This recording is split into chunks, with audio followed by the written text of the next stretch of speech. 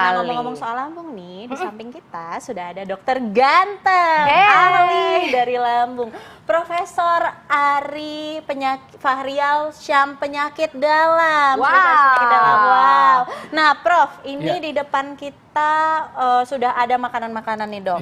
Kita dalam segmen Tahukah Anda? Makanan-makanan ini dapat meningkatkan asam lambung Anda. Nah, kita mulai dari ujung dulu ya.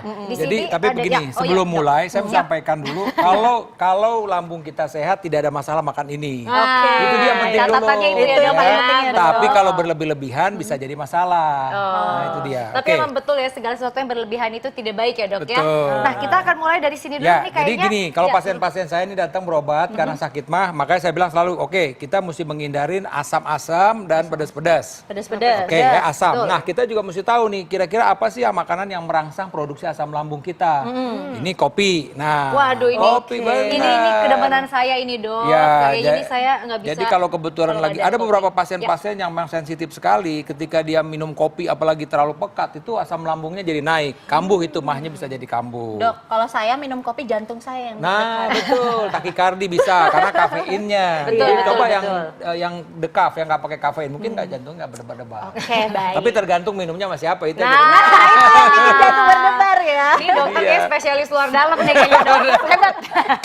Oke. Selanjutnya, Ya, Dok. tadi kita udah ketemu asam. Nah, asin ya. Asin asin. itu juga bisa meningkatkan asam lambung.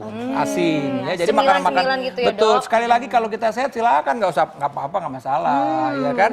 Tapi kalau kita lagi kebetulan ada masalah, yang asin-asin itu bisa meningkatkan asam lambung kita. Gitu. Selanjutnya Oke, selain ya kan, kopi, asam-asam, asin, ya. pedes-pedes. Nah, pedes itu sekali lagi kalau kita sehat nggak ada masalah makan yang pedes. Kalau kebetulan kita sedang bermasalah, tentu pedas ini akan merangsang, ya, merasa tambah perih rasanya. Perih seperti ya, itu. Dok, panas Ya, gitu ya, Dok, panas itu ya. Kan apalagi nih kalau misalnya pakai cabai rawit segala macam. Nah, ini juga bisa berpengaruh. Jadi selalu saya bilang asam-asam, ya kan, pedes-pedes, ya asam tentu termasuk juga jeruk yang terlalu asam juga menjadi masalah. Jeruk minuman juga termasuk Kalau ya, Dok, kita sekali lagi kalau kita sehat nggak ada masalah, ya kan, kita sehat silakan minum, habisnya juga nggak apa-apa. Oke, ya kan. Kemudian apalagi sih? Nah, makanan-makanan yang mengandung coklat, keju dan lemak-lemak. Nah, ini coklat. Wah, coklat. Waduh. Ini enak banget nih makanan Betul. favorit kita ya. Jadi coklat ini. Stop dulu, Dok. Oke. Stop dulu. Nah, sebelum kita ngebahas soal coklat, kita akan kembali lagi sesaat lagi setelah yang berikut ini. Ya, kita masih dalam segmen Tahukah Anda. Nah, ini, Dok, kita kembali lagi soal makanan-makanan yang bisa meningkatkan asam lambung nih. Ya kan? Tadi sampai di coklat. Coklat. Nah, jadi coklat ini akan menyebabkan pengosongan lambung menjadi terlambat dan juga bisa menyebabkan lemahnya klep. Jadi di antara kerongkongan dan lambung itu ada klep. Yang tadi itu yang tadi di video tadi ya. Jadi dia kalau dia normal itu rapet klepnya, sehingga makanan itu nggak bisa balik arah. Nah, orang-orang yang mengkonsumsi coklat yang terlalu berlebihan ini akan menyebabkan klepnya ini agak lemah. Oh gitu. Lemah. Jadi tapi intinya berlebih-lebihan loh. Kalau makan satu dua nggak masalah. Ya, Itu satu dua dia. nggak masalah. Satu dua nggak apa-apa, Dok. Kayak kan dulu. Oke. Ya itu, jadi coklat ya, termasuk juga goreng-gorengan, keju, itu termasuk yang pengosongan lambung jadi lambat dan bisa mengganggu lemahnya klep dari antara kerongkongan dengan lambung. Oke, gorengan ya, Dok, tapi kan gorengan enak banget. Ya, gitu. Aduh. Langsung lemes gitu ya, kenapa gorengan, Ya, Dok? udah kita ada cabai rawitnya lagi ya. Iya.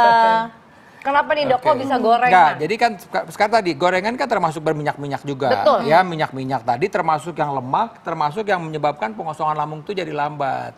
Jadi kalau pengosongan lambung ini jadi lambat kan kontak antara si makanan dengan lambung itu jadi lama, gitu kan ya. Nah, kemudian juga tadi itu salah satu juga bisa mengganggu tadi klepnya tadi itu. Jadi kalau dia memang terlalu berlebih-lebihan, klep juga menjadi lemah gitu. Jadi dia masih muter-muter di sini aja.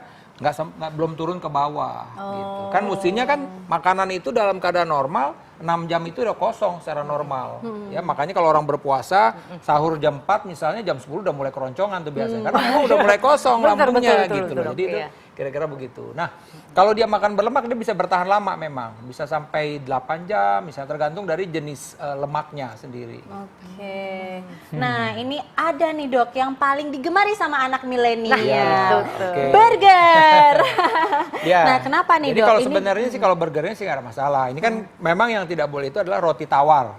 Ya, roti tawar itu kan tadi misalnya raginya. Iya. Raginya itu kan menjadi gasnya berlebih-lebihan. Jadi pada orang-orang itu ada tipenya tipe sakit lambung yang memang gasnya berlebih-lebihan. Dia biasanya kembung, begah, cepat kenyang, ya mual. Nah, kalau dia ini terlalu yang berlebihan maka menambah lagi tuh gas yang dalam itu. Jadi tambah mual dia. Nah, cuman di sini mungkin ada daging merah. Nah, daging merah ini yang tadi saya bilang termasuk konten lemak tadi yang bisa menyebabkan pengosongan lambung jadi lambat tadi itu. Tapi sekali lagi kalau kita normal nggak apa-apa. Prinsipnya kalau kita sehat nggak apa-apa mengkonsumsi ini, cuman sekali lagi jangan berlebihan gitu. Nah, kadang-kadang juga gini, apa namanya sausnya ini kan asem. Nah, itu lagi apalagi kan kayak begini, aduh tambah lagi cabai kan saus cabenya. Jadi udah lengkap tuh, udah ada yang lemaknya juga melambat, udah gitu ada asemnya, tambah lagi ada cabenya, udah kalau dia memang ada masalah dengan lambungnya ya udah pasti ada kemungkinan dia kambuh kira-kira begitu. Oh gitu.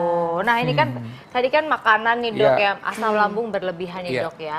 Dampaknya apa sih penyakitnya Dok dari si asam lambung ini sendiri Dok? Iya, Apakah bisa merembet kah kemana-mana? Nah, kah, mungkin gitu, saya Dok? bilang pertama bisa bilang bahwa orang sakit lambung tidak menyebabkan kematian. Oke. Tidak menyebabkan kematian secara langsung. Karena ada yang nanya nih, Dok, itu ada tetangga saya pas Betul, katanya betul, asam Dok. lambung meninggal, nggak ada Nah, hubungannya. fakta atau mitos tuh Dok, benar tuh Tidak Dok. ada Saya hubungannya. jujur karena Iya, tidak ada hubungannya. Karena kan ada yang bilang hati-hati loh Iya. kalau sakit mah nggak diobatin bisa meninggal. Nah, Jadi parno Dok gitu. Ya, saya siapapun Dok. juga bisa meninggal ya kan. Nah, cuman kita jadi ketika tadi ada klep yang lemah tadi, itu asam lambung kita tuh naik, Iya. naik ke atas, ya makanya mulut pahit. Nah, ini kan gigi ngilu-ngilu tuh, ya mungkin ya kan pernah ketemu pasien gigi ngilu-ngilu, nggak ada apa-apa, itu jangan asam lambungnya naik. Ya, kan? keropos semua giginya Nah, ya Dok bisa ya. juga begitu. Kemudian juga dia bisa ke telinga, ya, karena berdenging atau ada yang bilang ada otitis, misalnya peradangan dari rongga dari telinga ya, telinga dalam. Kemudian juga suaranya serak, yang kita bilang laringitis, suara serak itu juga bisa. Dan juga bisa uapnya itu atau mungkin juga refluksnya itu bisa ke paru-paru. Dia batuk-batuk nggak baik-baik pasiennya begitu. Dan kalau nanti di dada ini dia rasa panas, darah seperti terbakar.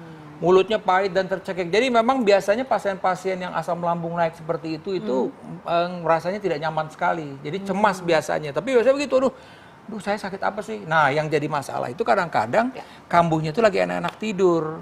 Karena kan tidur itu kadang-kadang kita mungkin bantal lewat akhirnya jadi flat kan. Nah, Iya. pada flat ini kan dengan gaya gravitasi dia balik arah.